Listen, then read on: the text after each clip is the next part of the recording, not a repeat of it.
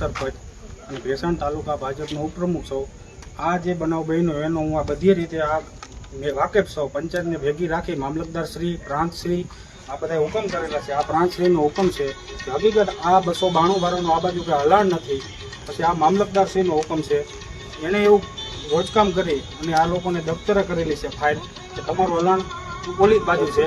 અને ગોપાલભાઈ અહીંયા આવી અને આવા ખોટા વગ્ર વિહોણ કરી અમારે બે પાર્ટીનું કાંઈ લેવા દેવા નથી. અમે પંચાયતમાં ગામના મતોથી ચૂંટાયેલા છે, અમારે કાંઈ લેવા દેવા નથી. પણ એ અવારનવાર એમ કહે છે ભાજપના ગુંડા. હવે આ કર્યું એ ગુંડો તો તું છો ભાઈ મોટો. અત્યારે તે પાટીદારના 14 છોકરાને હોમી દીધા, તારે અમારા ગામમાં આવી અને આવું કૃત્ય કરવાનું ભાઈ અમને બધાવાસ તારે કોર્ટ હુકમ કરે તો આ પેલા આ પાર્ટી લેવા અત્યારે તૈયાર છે. આ કેસ કોર્ટમાં હાલી રહ્યો છે 4 વર્ષની અંદર. તો છતાંય તું ભાઈ કોણ? મામલતદારથી મોટો તું, પ્રાંતથી મોટો તું. તો આવી રીતના તું અહીંયા આવીને માણસોને બધાવાનું કરે, જ્યાં આવીને વિડીયો શોબાજી કરે. અને તું એવું કહેશો કે અહીંયા હલાણ 8 વર્ષથી બંધ છે, એની પાછળ મિત્રો પાછળ ડેલો છે જ, છતાંય આ લોકોને બે બાજુ હાલવું છે અને આવી રીતના ખોટા એ બધાવાના ધંધા કરે છે, ગામમાં અશાંતિ ફેલાવે છે.